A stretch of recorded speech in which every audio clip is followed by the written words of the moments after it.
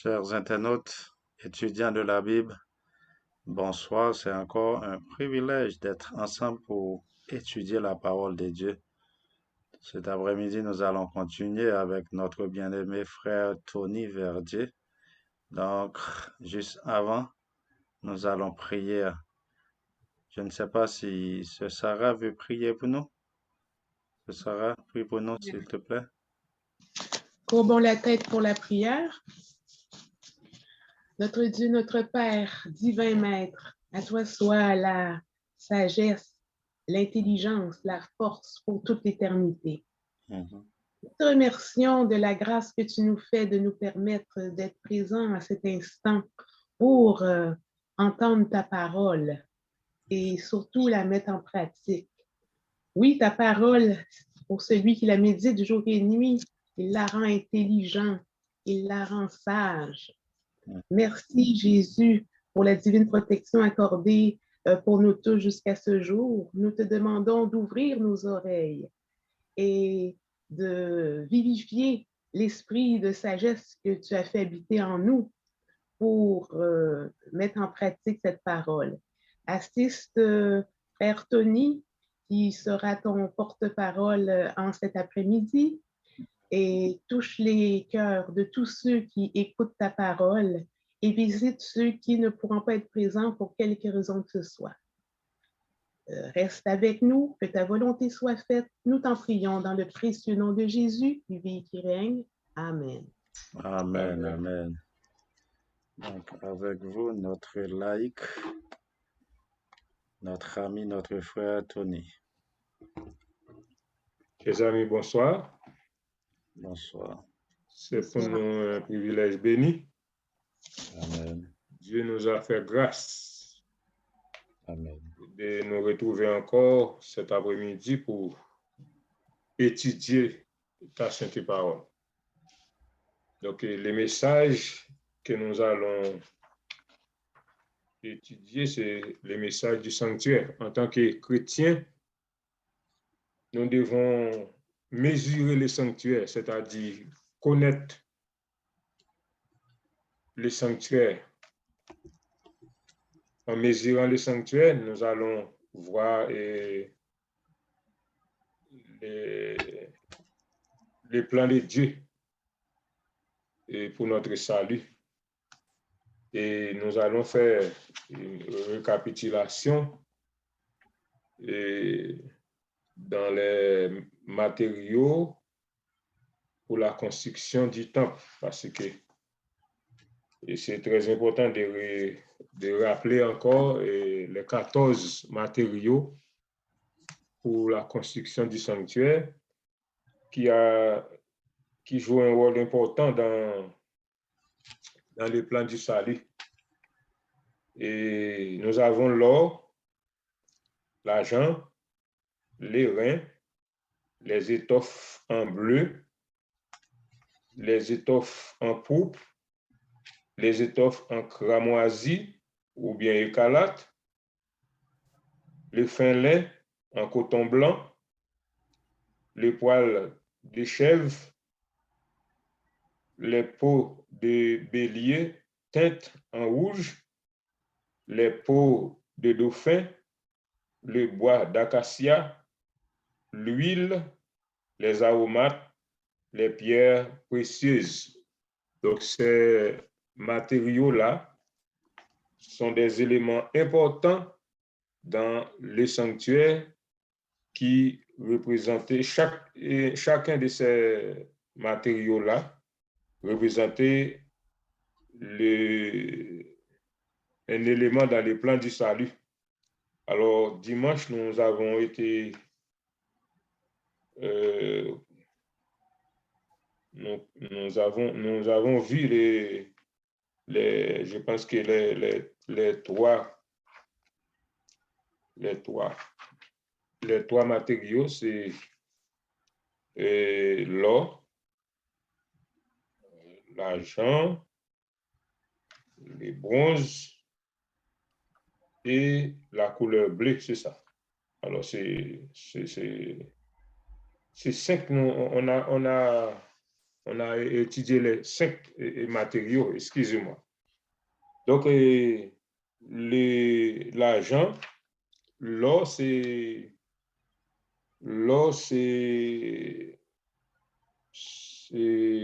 représenter la majesté, la gloire de Dieu dans son sanctuaire. L'argent, c'était un moyen pour le rachat. Et l'airain ou bien la bronze, c'est un métal qui résiste au feu et qui subit l'ardeur du feu. L'airain est utilisé dans les sanctuaires pour représenter la justice de Dieu. Et dans la Bible, l'airain ou la cuve est l'emblème de la stabilité, d'endurance. C'est ça qu'on a vu et dimanche dernier. La couleur bleue aussi, c'était la couleur du ciel. Je disais que les Israélites ne savaient pas lire, mais en portant ce couleur-là, eh bien, la couleur bleue, la couleur du ciel, eh bien, le peuple se souvient les commandements de Dieu pour marcher dans l'obéissance. La couleur pourpre, c'est la couleur rouge foncé et que portaient les rois dans l'Antiquité. Le cramoisi, c'est la couleur du sang.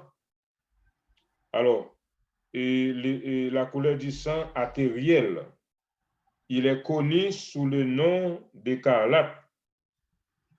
Alors, Rahab devait attacher dans la fenêtre le cordon de fil cramoisi pour son salut.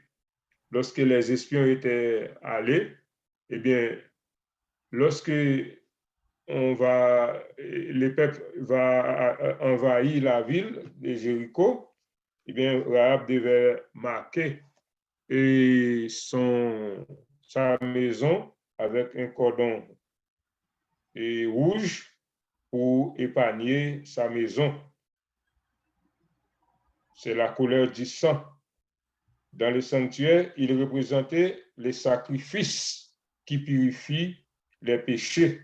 Selon 1 Jean 1er, verset 9, le sang représente les sacrifices de Jésus-Christ.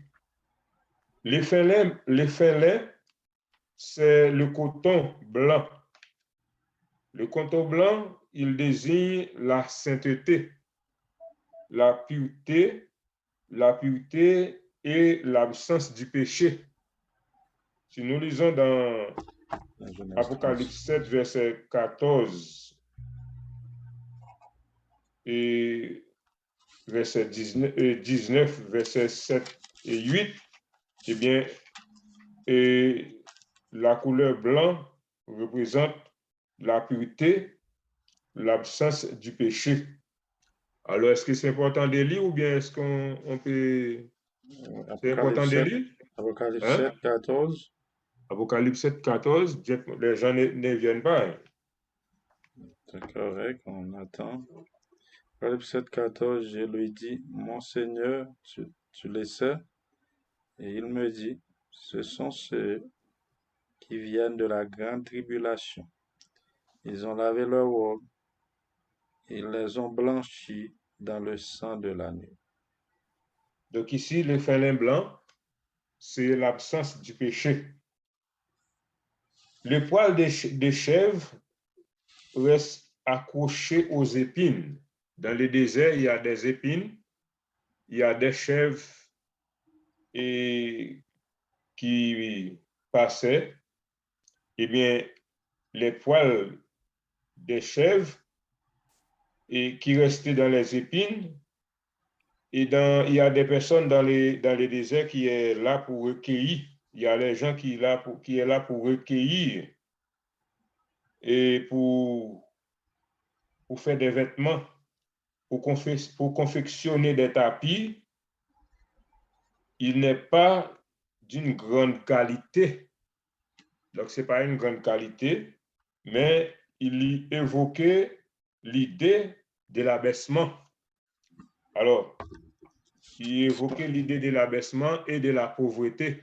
Est-ce qu'on est dans Exode 37, c'est ça? Oui, alors selon 2 Corinthiens 8, verset 9, il évoquait l'idée de l'abaissement. 2 Corinthiens 8, verset 9, on peut lire ça.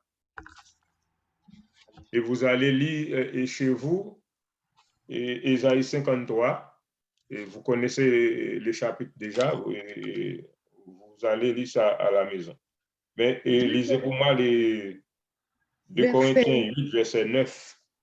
Car vous connaissez la grâce de notre Seigneur Jésus-Christ, qui pour vous s'est fait pauvre, de riche qu'il était, afin que par sa pauvreté, vous fussiez enrichis.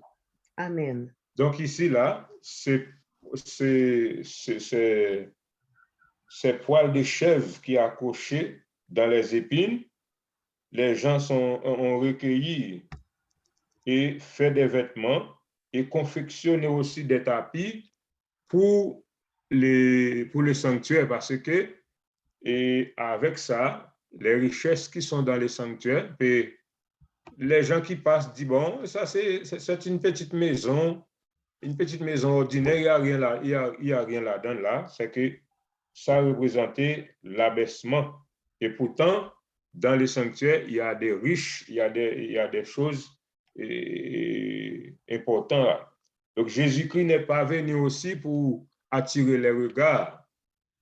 Jésus-Christ étant Dieu, étant une personne spéciale, une personne importante, mais il n'est pas venu dans une situation pour abaisser pour attirer les regards. Donc, Ésaïe a parlé au sujet de ça dans Ésaïe chapitre 53. Vous allez lire ça parce que nous n'aurons pas le temps de lire tous ces chapitres. Et les peaux de bélier étaient teintes en rouge. Elles étaient la deuxième couverture du sanctuaire. Avec les peaux de bélier, on donne la couleur teinte en rouge. Ces peaux-là, utilisées pour la couverture du sanctuaire. Les béliers furent la victime qui mourut à la place d'Isaac. Selon Genèse 22, verset 13, vous connaissez l'histoire, je n'ai pas besoin de faire lire ça. C'est l'animal qui a été offert à Dieu lors de la consécration et des sacrificateurs, selon Exode 29, verset 1 à 35. Donc, ce sont des béliers qu'on a utilisés qui symbolisaient la consécration et la substitution. Et est-ce que je peux continuer? Oui. Les dauphins ont une peau teintée, sombre. Cette peau n'attire pas les regards. Les peaux des dauphins formaient la première couverture du sanctuaire. Elles cachaient la richesse qui était à l'intérieur du sanctuaire. Ici, là, les dauphins se trouvaient dans la traversée de la mer Rouge. Dieu permet au peuple de ramasser ce poisson-là parce que leur peau avait une endurance et elles sont l'image de l'incarnation de Dieu dans le monde. L'incarnation de Dieu a caché sa gloire. Jésus-Christ n'est pas venu. Selon Ésaïe 53, on est obligé de lire ce verset. Ésaïe 53, verset 3, c'est très important de lire pour nous. Ésaïe 53, verset 3. Verset 3. Méprisé et abandonné des hommes, homme de douleur et habitué à la souffrance, semblable à celui dont on détourne le visage. Nous l'avons dédaigné, nous avons fait de lui aucun cas. Amen. OK, par exemple, si en traversant la mer Rouge, le peuple a ramassé ces poissons-là, mais les peaux étaient tellement d'une couleur qui n'est pas d'importance. Les gens qui passaient, si vous voyez ces peaux d'animaux à terre, pas à terre, qu'est-ce que vous allez dire? Ah, mais ça, c'est quoi ça? Et pourtant, Dieu a son plan pour protéger le sanctuaire. Eh bien, les Israélites devaient prendre ce poisson-là et utiliser la peau pour couvrir le sanctuaire. Donc ça, avec ce peau-là, il n'avait pas d'importance ni pour attirer les regards, pour les gens qui passaient voient ça, mais c'est rien ça. C'est rien ça. Alors, ça, c'est l'image de l'incarnation de Jésus-Christ qui cachait sa gloire. Et selon Ésaïe 53, verset 3, méprisé, abandonné, etc. Donc ici, là, cette image-là, c'est une image qui représentait l'incarnation de Jésus, l'incarnation et qui cachait la gloire de Jésus-Christ. Maintenant, le bois d'acacia, que représente le bois d'acacia dans la construction du sanctuaire? Quelle importance le bois d'acacia avait dans la construction du sanctuaire? L'acacia est un arbre très résistant. Son bois est plus dur que celui du chêne. Il est épargné par les insectes qui s'attaquaient au bois. Par exemple, il y a dans des forêts, il y a des bois qui s'attaquaient par les insectes tels des vers, des insectes qui mangent le bois. Alors, le bois acacia est un bois qui est très dur. Dans la tradition grecque, la Septante de l'Ancien Testament, le mot grec utilisé pour traduire par bois incorruptible, c'est Zula azepta. Zula azepta. L'acacia est un bois incorruptible. Incorruptible. Il est employé dans le sanctuaire comme image pour décrire la vraie humanité du Messie annoncé par les prophètes. Si vous voulez, les versets, c'est Ésaïe 11, verset 1er, et Jérémie 23, versets 5 et 6, et Zacharie 6, verset 12. Donc, nous n'avons pas de temps pour lire tous ces versets, mais retenez ces versets et vous allez lire vous-même à la maison. Donc, son humanité n'est pas corrompue par les péchés. C'est ça, ça veut dire. L'humanité de Jésus-Christ n'est pas corrompue par les péchés. Selon 1 Jean 3,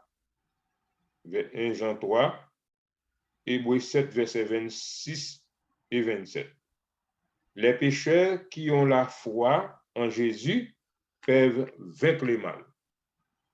Donc, les pécheurs qui ont la foi, qui acceptent Jésus-Christ, peuvent vaincre le mal. Et dans le Nouveau Testament, Jésus est désigné lui-même comme le bois vert. Remarquez bien, lorsqu'on conduisait Jésus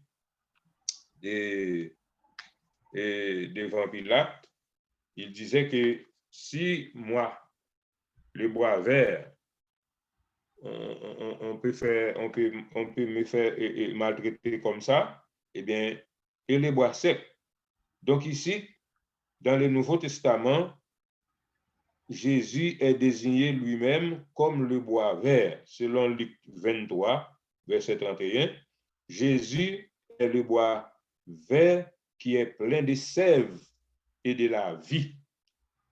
Donc, le bois sec n'a pas de vie. Et le bois vert avait des sèves. Le bois d'acacia indiquait que Jésus est le second Adam, puisque Adam est représenté par le bois sec. Alors, son humanité n'est pas corrompue par le péché. Et aussi, le bois d'acacia indique que Jésus est le second Adam par son seul acte de justice sur la croix. Jésus a justifié tous les pécheurs par son sang. Donc, si nous lisons dans Romains 5, versets 17 à 19, c'est très important de lire. Et s'il y a quelqu'un qui trouve c'est bien malheureux cet après-midi, les gens ne viennent pas. Romains 5, Versets 17 à 19. si par l'offense d'un seul la mort a régné par lui seul, à plus forte raison, ceux qui reçoivent l'abondance de la grâce et du don de la justice régneront dans la vie par Jésus lui seul. Ainsi donc, comme par une seule offense la condamnation a atteint tous les hommes, de même, par un seul acte de justice, la justification qui donne la vie s'étend à tous les hommes. Merci. Donc ici, là, par son acte de justice sur la croix, Jésus-Christ a justifié tous les péchés. Donc dans Romains, il a dit, étant donc justifié par la foi, nous avons la paix avec Dieu par Jésus-Christ. Donc par la foi, nous avons trouvé la justice. Jésus-Christ nous a couvert de sa justice. Dans le passage de Luc, le bois sec désigne l'humanité corruptible. Il est utilisé pour symboliser la nature fragile et vulnérable de l'être humain. Les péchés la rendent fragile. Les péchés la rendent vulnérable. Mais l'être humain ne peut devenir arbre incorruptible. L'être humain peut devenir un arbre incorruptible quand il obéit à la loi de Dieu, selon Somme 1er, verset 1 à 3, qui dit « Heureux l'homme qui ne marche pas selon les conseils des méchants, qui trouve un grand plaisir dans la loi de l'Éternel. Donc, il est comme un arbre planté près des courants d'eau qui donne son fruit en sa saison et dont les feuilles ne se flétrissent pas. » Donc ici, quand nous obéissons à la loi de Dieu, eh bien, il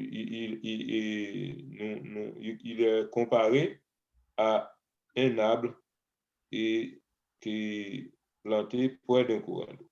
Donc, dans le Nouveau Testament, l'arbre est utilisé comme image pour désigner le peuple de Dieu. Le peuple de Dieu. Et selon Matthieu 3, verset 10 et 7, verset 16 à 9, Jude, verset 12, Jésus est le bois vert et l'arbre de vie. Donc le bois qui a le sève, c'est lui qui donne la vie. Dans le sanctuaire, le bois d'acacia est le symbole de l'incarnation de Jésus et le peuple de Dieu.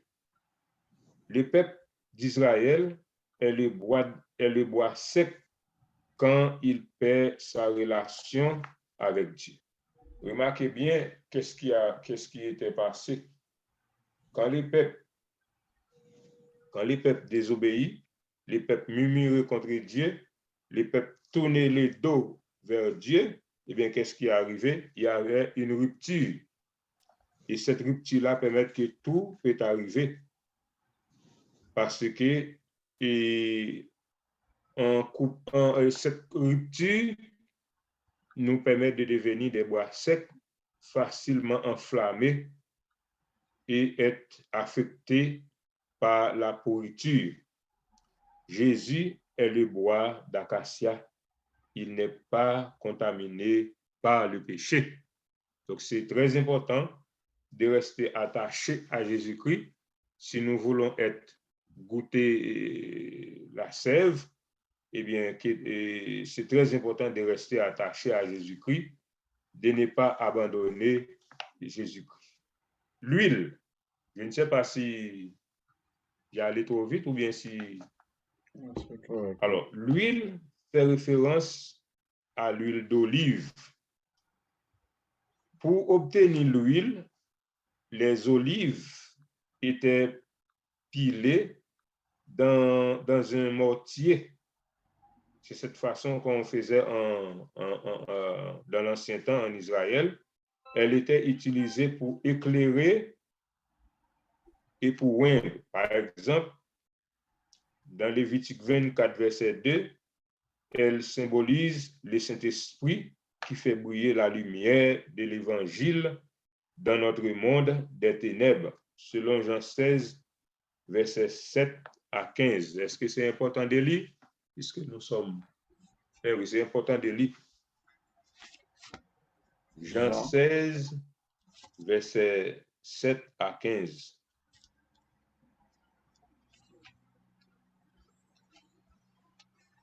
Jean 7.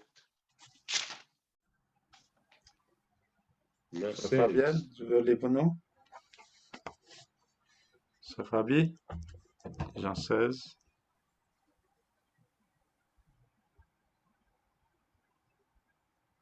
Je vous le dis la vérité. Il vous est avantageux que je m'en aille. C'est bien cela que vous voulez que je lise? Oui, oui, oui. OK. Car si je ne m'en vais pas, le consolateur ne viendra pas vers vous. Mais si je m'en vais, je vous l'enverrai. Et quand il sera venu, il convaincra le monde en ce qui concerne le péché, la justice et le jugement. En ce qui concerne le péché, parce qu'il ne croit pas en moi. La justice, parce que je vais au Père et que vous ne me verrez plus. Et le jugement, parce que le prince de ce monde est jugé. Amen. Continuez jusqu'au verset 15. J'ai encore beaucoup de choses à vous dire, mais vous ne pouvez pas les porter maintenant. Quand le consolateur sera venu, l'esprit de vérité, il vous conduira dans toute la vérité, car il ne parlera pas de lui-même, mais il dira tout ce qu'il aura entendu et il vous annoncera les choses à venir. Il me glorifiera parce qu'il prendra ce qui est à moi et vous l'annoncera. Tout ce que le Père a est à moi. C'est pourquoi j'ai dit qu'il prendra ce qui est à moi et qu'il vous l'annoncera. Donc ici, l'huile représentait le Saint-Esprit ici. C'est très important. Et on a utilisé l'huile de façon dans le sanctuaire. L'huile, alors c'était l'huile d'olive pure qu'on a utilisée. Maintenant, c'est pour éclairer, pour allumer il y a les 7 chandeliers qui étaient dans les sanctuaires, c'est avec l'huile d'olive pure et cependant, tout le temps, l'huile doit être là pour allumer, pour éclairer les sanctuaires. Et c'est des mêmes gens aussi, le Saint-Esprit, l'huile représentait le Saint-Esprit, l'onction, le Saint-Esprit, eh bien, le Saint-Esprit doit être là dans notre vie parce que Jésus-Christ nous a promis, il a dit qu'il est avantageux. Je vous dis la vérité, il vous est avantageux que je m'en aille. Car si je ne m'en vais pas, le consolateur ne viendra pas vers vous. Mais si je m'en vais, je vous l'enverrai. Et quand il sera venu, il convaincra le monde en ce qui concerne le péché, la justice et le jugement. Voilà le travail du Saint-Esprit dans le cœur des croyants. cet matériau-là, l'huile, qui représentait le Saint-Esprit et qui éclairait. Et aussi, l'huile est utilisée pour faire l'onction. L'onction. Donc, les rois, les prophètes et les personnes qui désignaient pour un service, on a fait l'onction pour cette personne-là, c'est pas avec l'huile, et c'est l'huile olive franc. Donc, ici, c'est très important de conserver ce passage. L'huile, il y avait une famille parmi les Israélites qui était destinée spécialement pour apporter l'huile pour allumer dans le sanctuaire. Et les aromates aussi, les aromates jouent un rôle important. Les aromates sont cités dans Exode 30, versets 22 à 25. C'est très important de lire. Et les aromates désignent une bonne odeur.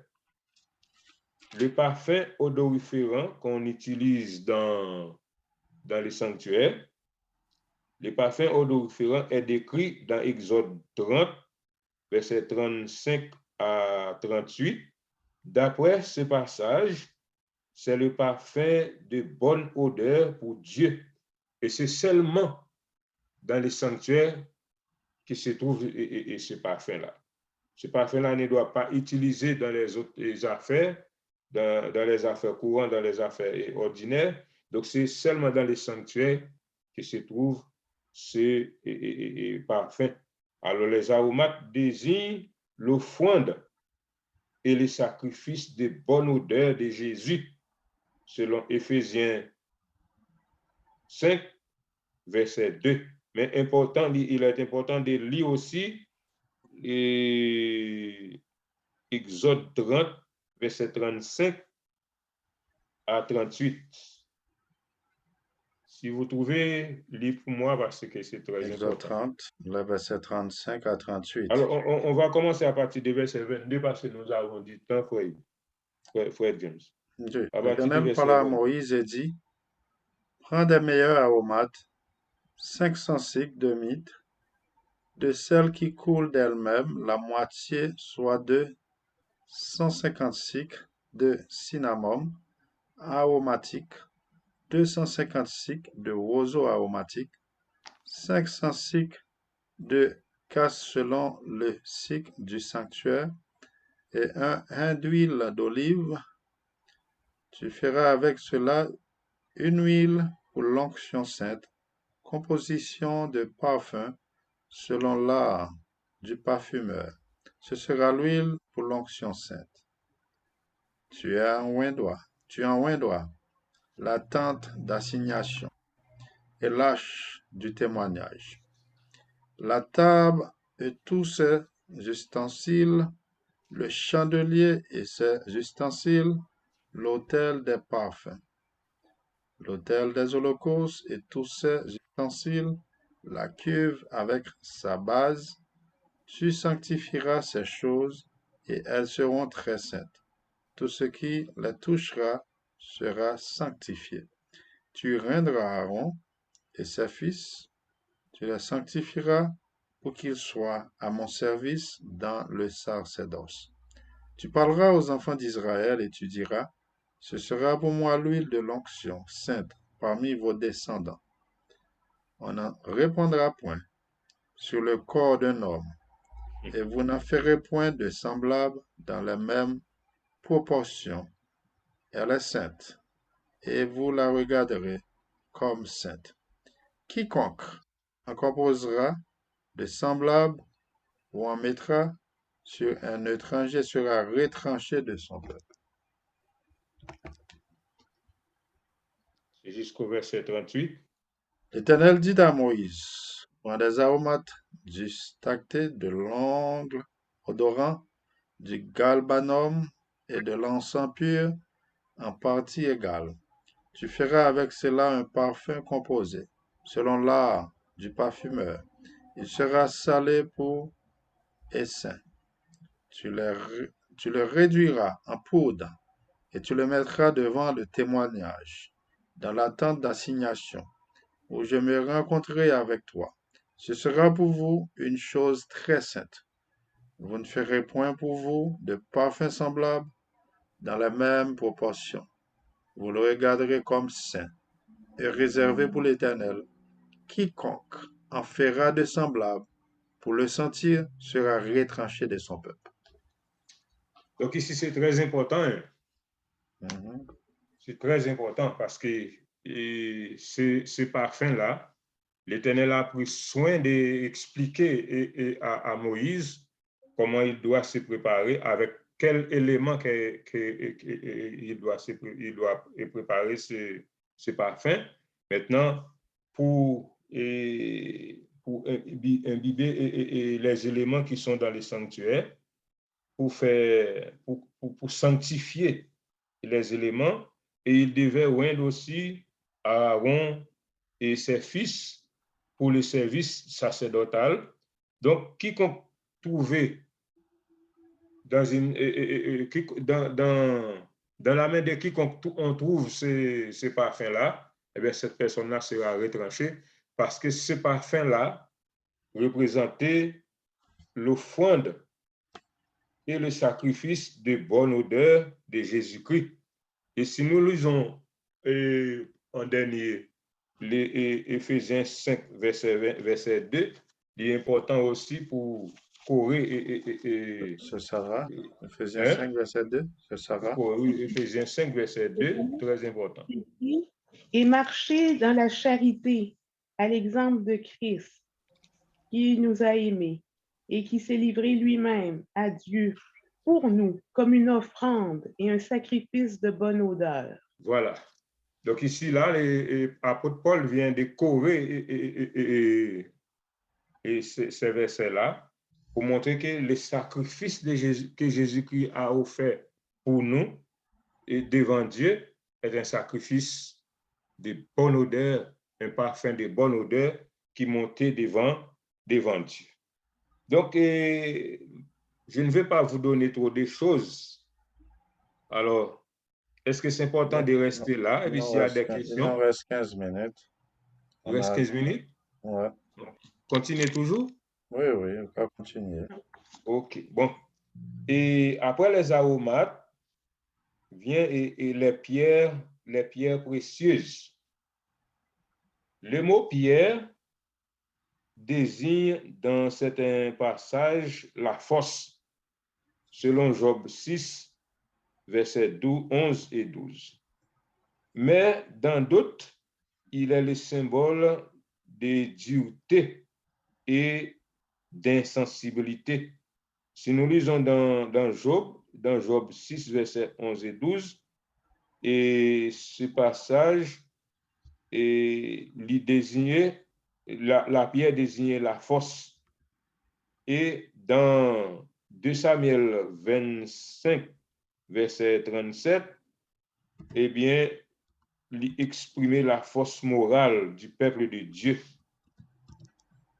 La pierre précieuse, qu'on mentionnait dans ces deux versets, et mentionné dans ces deux versets, eh bien, fait référence il fait mention dans le pectoral. Dans le pectoral, font référence au peuple de Dieu qui a de la valeur à ses yeux. Exode 39, versets 8 à 14 et 1 Pierre 2, versets 4 et 5. Donc, ça représentait la pierre précieuse mentionnée dans les pectorales, fait référence au peuple de Dieu qui a de la valeur. C'est très important de lire parce que une personne lit Exode 39, verset 4, verset 8 à 14, et une autre personne lit 1 Pierre 2, versets 4 et 5.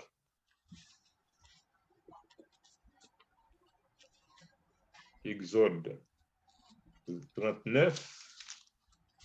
C'est bien malheureux. Exode 39.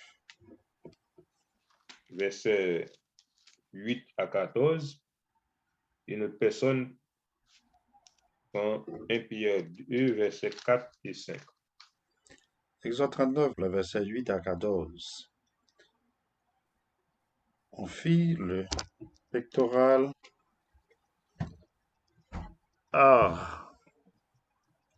artistement travaillé, du même travail que l'épaule d'or, de fil bleu, pourpre et cramoisi, et de lin, de fin lin rétors. Il était carré. On fit le pectoral double. Sa longueur était d'un empan et sa largeur d'un empan. Il était double. On le garnit de 4 rangées de pierres. Première rangée, une sardoine, une topaze, une émeraude. Seconde rangée, une escarboucle, un saphir, un diamant. Troisième rangée, une opale, une agate, une améthyste. Quatrième rangée, une chrysolite, un onyx, un jaspis. Ces pierres étaient enchâssées dans leur monture d'or. Il y en avait 12 d'après les noms des fils d'Israël. Elles étaient gravées comme des cachets, chacune avec le nom de l'une des 12 tribus. Jusqu'au Donc verset ici, 14, c'est ça? ouais, c'est très important ici. Donc la pierre, ces pierres-là représentaient, donc ce sont des pierres de bonne qualité et des pierres qui est très difficile à trouver. Et l'Éternel a demandé à Moïse de trouver ces pierres pour plaquer dans le pectoral, c'est-à-dire les vêtements sacerdotaux et porter le prêtre, donc qui représentait une valeur, c'est-à-dire la valeur du peuple de Dieu. Et 1 Pierre 2, versets 4 et 5, que dit 1 Pierre 2, vous avez dit versets 1 et 5. Et versets 4 et 5. Versets 4 et 5. Approchez-vous de lui, pierre vivante, rejetée par les hommes, mais choisie et précieuse devant Dieu. Et vous-même, comme des pierres vivantes, édifiez-vous pour former une maison spirituelle, un saint sacerdoce, afin d'offrir des victimes spirituelles agréables à Dieu par Jésus-Christ. Amen. Certainement. Donc ici, là, ces pierres précieuses-là, qui représentaient les peuples de Dieu, et bien, qui formaient un saint sacerdoce et qui formaient aussi la maison de Dieu. La maison de Dieu. Et je m'arrête là. Et si c'est possible, la semaine prochaine ou bien mois prochain, on va continuer avec les mesures, des choses. Il y a d'autres choses, des choses très importantes dans cet ouvrage-là qui concerne les sanctuaires. Et chaque élément important qui se trouve dans cet ouvrage-là est un élément qui est représenté dans le plan du salut. En tant que chrétien, en tant qu'adventiste du 7e jour, nous devons avoir cette connaissance, n'est pas dit n'importe quoi, en sorte que quand nous parlons, eh bien, avec des versets convaincants, nous pouvons édifier les autres et aider les autres à sortir dans les ténèbres. Donc, je m'arrête là. S'il y a des questions, et on va passer aux questions. Amen. Amen. Merci beaucoup, frère Tony, pour la présentation. J'aurais 2 questions. Premièrement, peut-être une petite précision. Les pierres précieuses, le peuple les ont trouvées en Égypte, c'est bien ça? Oui, parce que ces pierres précieuses-là, on trouve ces choses-là là-bas du côté de là, en Afrique. en Égypte parce que ce sont des endroits qu'on trouve l'or, on trouve des diamants, on trouve des choses précieuses là, mais je pense que pour l'Occident, ce n'est pas facile à trouver ces pierres-là. C'est en Afrique. Alors, quand on parle de l'Afrique, on parle de l'Égypte aussi. OK, on ne parlait pas nécessairement du peuple égyptien qui avait rendu en esclavage le peuple d'Israël. On parle Parce quoi? que au début, à la première présentation, vous aviez parlé que le peuple d'Israël était allé en Égypte au peuple conquérant chercher les pierres. C'était pas, vous ne vouliez pas dire le peuple conquérant, mais plutôt la région d'Égypte. Oui, C'est ça? c'est ça. OK. Alors, l'Égypte se trouve au cœur de l'Afrique aussi. Hein. OK. Faut dire ça. Ouais. OK. Puis ma deuxième question, c'est par rapport au parfum.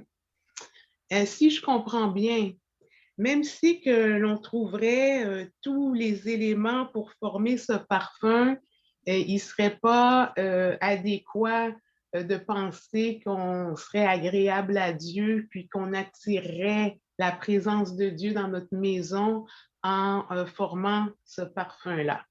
Non, C'est bien non, non, ça? non, non. C'était interdit parce que ce parfum-là doit se trouver dans le sanctuaire pour embaumer les ustensiles, les sacrificateurs, les choses qui étaient dans les sanctuaires. Donc, c'est Dieu même qui a demandé aux Israélites d'apporter, qui demandait à Moïse de confectionner ce parfum, donc qui représentait le sacrifice de bonne odeur de Jésus-Christ. Donc, ça représente, c'est seulement dans les sanctuaires qu'il doit se trouver ce parfum-là. Parce qu'une fois qu'une personne a confectionné ce genre de parfum, eh bien, il sera retranché parmi les peuples. Ce n'est pas moi qui dis, c'est dit. Je sais que les femmes aiment beaucoup les parfums, mais ce genre de parfum-là se trouve seulement dans les sanctuaires. OK. Merci. Vous voyez? Donc, c'est très important.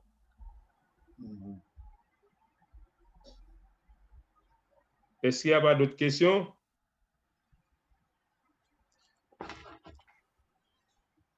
Donc, s'il n'y a pas d'autres questions,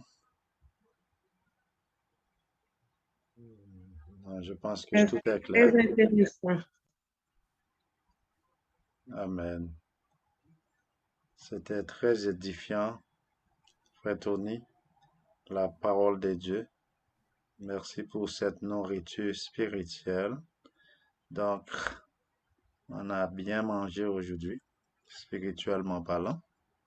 Donc, nous allons retourner dans 2 semaines parce que la semaine prochaine, donc, nous aurons l'esprit de prophétie, les nouvelles de ce monde. Et donc, dans 2 semaines, Frère Tony, nous serons de retour pour continuer avec le sanctuaire, 3e partie. Donc, aujourd'hui, c'était notre 2e partie avec le sanctuaire. Donc, nous allons terminer avec une prière. Et encore, j'aimerais dire merci aussi à Sœur Sarah pour sa participation.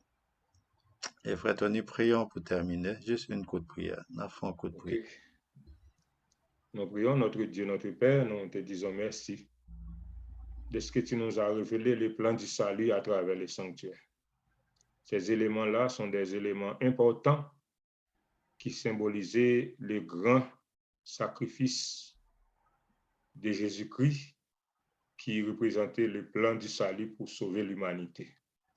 Tu nous as montré de cette manière à travers les Saintes Écritures. Nous te demandons, le Seigneur, de nous aider à appliquer ces choses.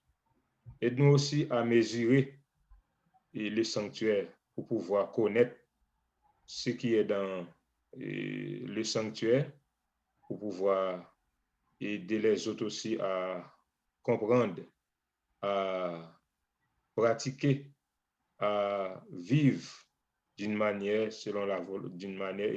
propre selon la volonté de Dieu. Et j'étais pris de bénir chaque personne qui était sur cette ligne, que aussi puisse bénéficier de cette connaissance. J'étais pris de bénir Frère James spécialement, permettre qu'il puisse jouir une bonne santé, afin qu'il puisse continuer à œuvrer pour toi, et à travers Frère James, et beaucoup de personnes puissent parvenir à la connaissance de la vérité. Aidez-nous, Seigneur, moi, ton serviteur qui prie, j'ai besoin de toi. Je te demande d'intervenir dans ma vie, Seigneur, car j'ai besoin de toi dans ma vie. Je te prie de me fortifier et de me donner la connaissance davantage pour pouvoir étudier et de connaître ce qui est bien, et à travers ta sainte parole. Et les autres personnes qui sont absentes, j'ai été pris aussi de leur bénir, de leur permettre que semaine prochaine qu'ils puissent viennent pour participer à ces gens d'études. Nous savons que le plan de Satan, c'est empêcher les gens à écouter, à comprendre. J'étais poussé d'intervenir en ce sens, et que le Saint-Esprit puisse intervenir aussi, afin que nous puissions bénéficier chaque jour de ta grâce. Bénis pour nous la semaine, soit avec chacun de nous, nous te prions en Jésus, ton Fils, qui vit, qui demeure au siècle des siècles. Amen. Amen. Amen. Merci, mon frère. Une fois de plus, je vous souhaite bonne semaine. Je vous aime en Jésus-Christ. À dimanche prochain, Dieu voulant. OK. Merci, amen. Bonne semaine à tous. Bonne semaine.